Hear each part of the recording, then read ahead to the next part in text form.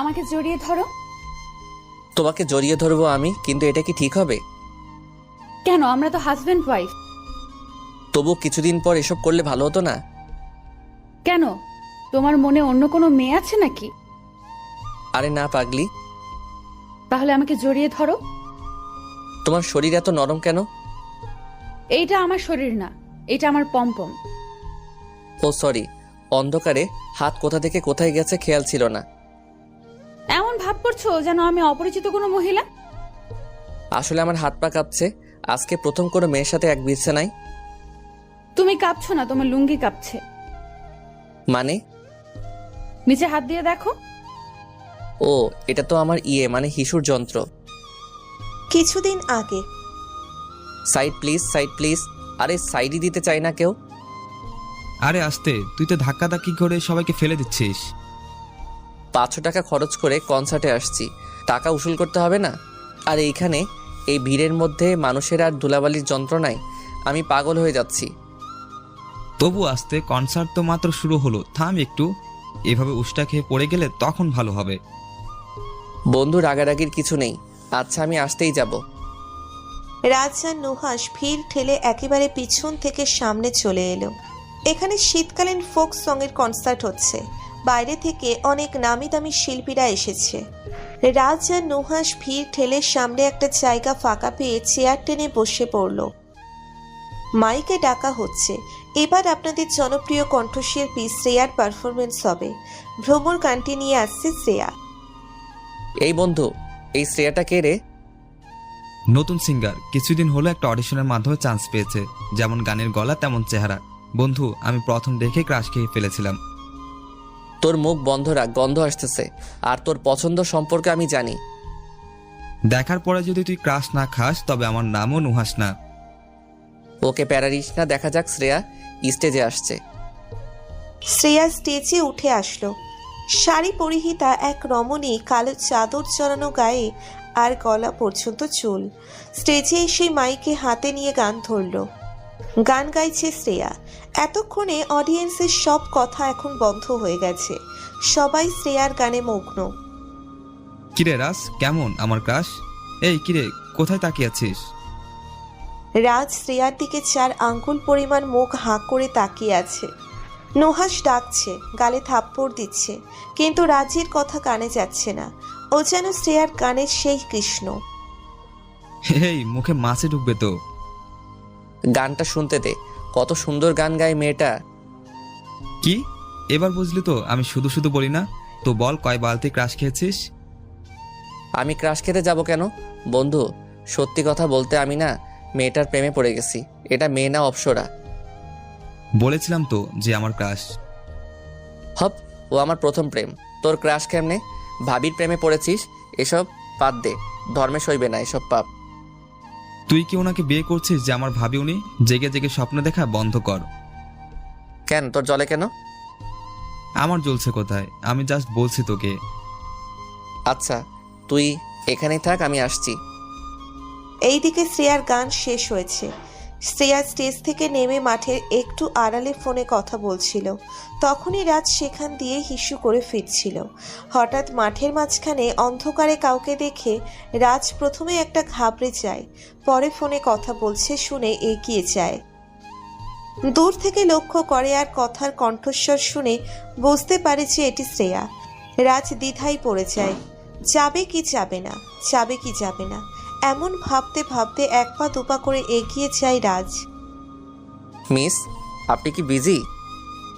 আমি বিজি না, বাট আপনাকে চিনলাম না তো। আমাকে আপনি চিনবেন না, আমি তেমন বিখ্যাত কেউ না, তবে আমি আপনাকে চিনি।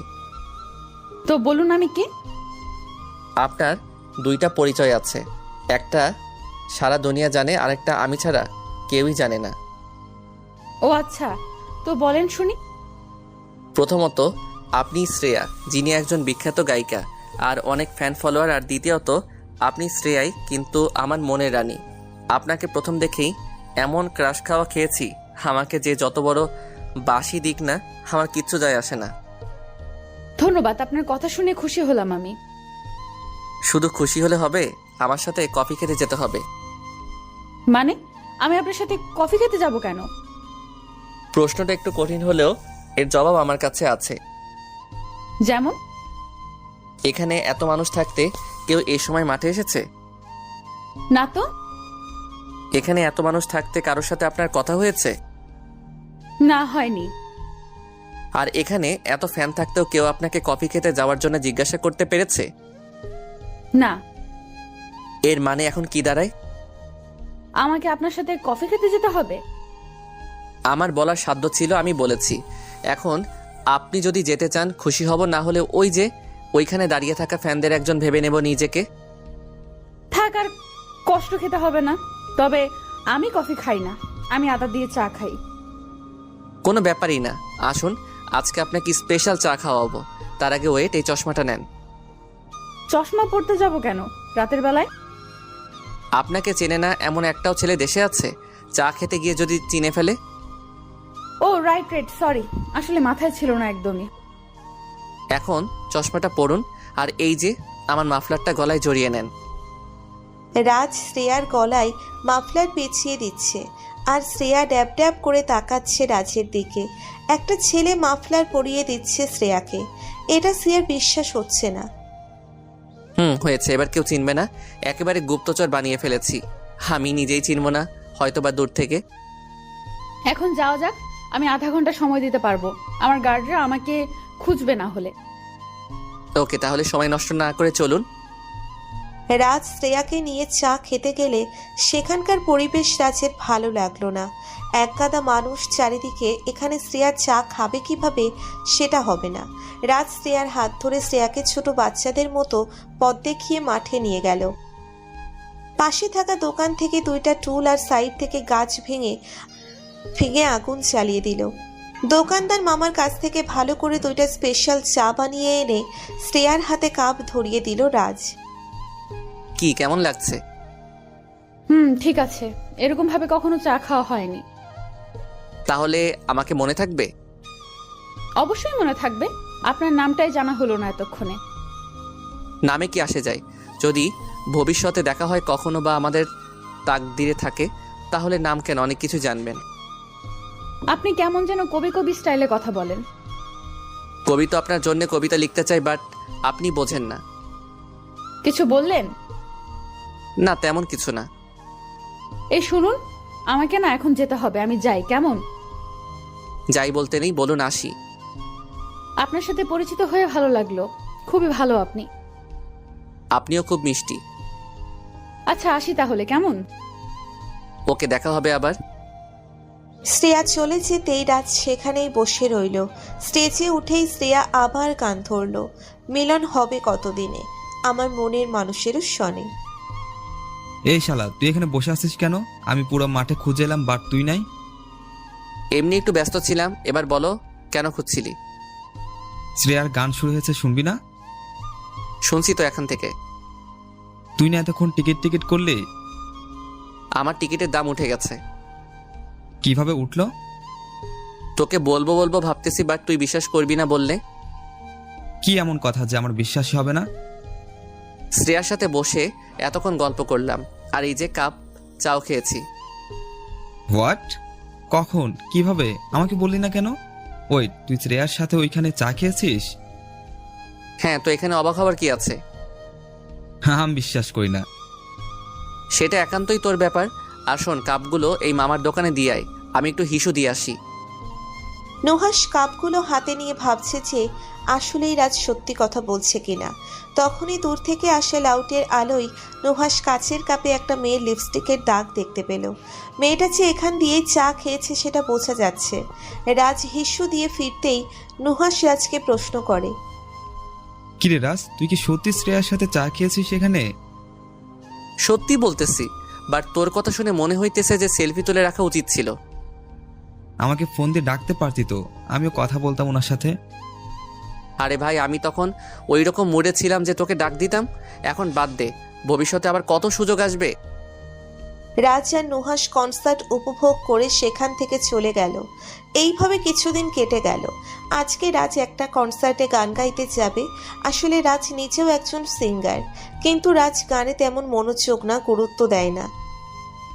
যখন মনে চায় গায়, আবার যখন মনে চায় না, আবার যখন মনে চায় বাদ দেয়। এই জন্যই ভালো কিছু করতে পারে না। কনসার্ট শেষ করে রাজ ওর চাচাতো বোন তুলির সাথে বাড়িতে ফিরছিল। তখনই গাড়ির সামনে কেউ হাত দেখায়। রাজ গাড়ি চালাচ্ছিল। গাড়ি ব্রেক করে জানালা খুলতেই মেয়েটি জানালার সামনে চলে আসে। কালো ওড়না দিয়ে মুখ ঢাকা, আর অন্ধকারে ভালোভাবে বোঝা যাচ্ছিল না, তাই রাজ গাড়ির লাইট জ্বালালো। আমাকে একটু লিফট দেওয়া যাবে? হ্যাঁ, তবে আপনার কণ্ঠটা চেনা চেনা লাগছে। আমরা কি আগেও কথা বলেছি? এই আপনি আপনি আরে নামটাই তো বলেননি ওই দিন। আমি ইউটিউবে ভিডিওতে আপনার গান শুনেছিলাম, কি যেন নামটা? রাজ। হ্যাঁ, আপনি রাজ। দেখলেন, বললাম না যে নাম একাই জেনে যাবেন যদি আমাদের মাঝখানে ভাগ্য থাকে। তবে এখন এখানে কি করছেন? ও হ্যাঁ, আগে গাড়িতে বসি, তারপর বলছি। শ্রেয়া গাড়িতে উঠে বসলো আর রাজ ড্রাইভ করতে লাগলো। রাজের চাচাতো বোন তুলি ফোনে গেম খেলছে। ক্লাস 8-এর মেয়ে আর কি করবে? তো বললেন না এত রাতে এইভাবে বাইরে কি করছিলেন, তাও মুখ ঢেকে? আপনার কাছে আর লুকাবো না, আসলে আমার ফ্যামিলি টাকার লোভী। আমি এত দূর এসেছি নিজের চেষ্টা আর সৃষ্টিকর্তার ইচ্ছাতে, কিন্তু ওনারা এক টাকাওয়ালা ছেলের সাথে জোর করে আমাকে বিয়ে দিতে চাচ্ছে। আজকেই বিয়ে, আমি পালিয়ে এসেছি, কিন্তু বেশিক্ষণ পালাতে পারবো না। হয়তো ওরা ঠিক খুঁজে নেবে আমাকে, আর আমিই বা কোথায় যাব? তুলি হঠাৎ গেম রেখে শ্রেয়ার দিকে তাকালো। আপনি শ্রেয়া আপু না? আপি, তুমি আমাকে চেনো? চিনবো না? এই যে ভাইয়া আপনার উপর ক্রাশ খেয়ে সারা দিন আপনার গল্প শোনায় আমাকে। ও মিথ্যা কথা বলতেছে। আমাকে মিথ্যাবাদী বানাচ্ছ? আপনি এই দেখো, ভাইয়ার ফোনের ওয়ালপেপারে তোমার ছবি। শ্রেয়া দেখলো রাজের ফোনের ওয়ালপেপারে শ্রেয়ার ছবি। এগুলো কি? আসলে I love you, but it's okay, তোমাকে হ্যাঁ বলতে হবে না। তুমি এমনিতেই বিপদে আছো আর প্যারা দিতে চাই না তোমাকে। ভাইয়া কিসের বিপদ? তুমি আপিকে বিয়ে করে ফেলো, প্রবলেম সলভ। এই পিচ্ছি চুপ থাক। বিয়ে কি মুখের কথা নাকি? তুই বললি আর হয়ে গেল? কথাটা খারাপ বলনি আপি, বাট তোমার ভাইয়া আমাকে বিয়ে করবে না মনে হয়। এই ভাইয়া, তুমি বিয়ে না করলে আমি এইবার পরীক্ষায় ইচ্ছা করে ফেল করব, তখন তোমাকে আন্টি বকা দিবে। পিচ্ছি তুই চুপ থাক। আর শ্রেয়া, আর ইউ সিরিয়াস?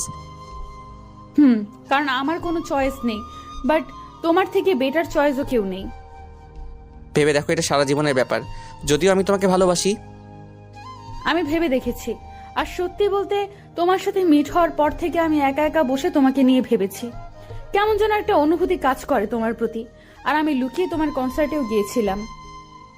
কি বলবো বুঝতেছি না, বাট খুব খুশি খুশি লাগতেছে। তোমাকে আর কিছু বলতে হবে না, কাজী অফিসে নিয়ে আপিকে বিয়ে করে ফেলো, আন্টিকে আমি বোঝাবো। থ্যাঙ্কস পিচ্ছি। রাজ শ্রেয়াকে নিয়ে কাজী অফিসে গেল বিয়ে করতে। নুহাসকে ফোন করে ডাকা হলো, নুহাস সাক্ষী হলো।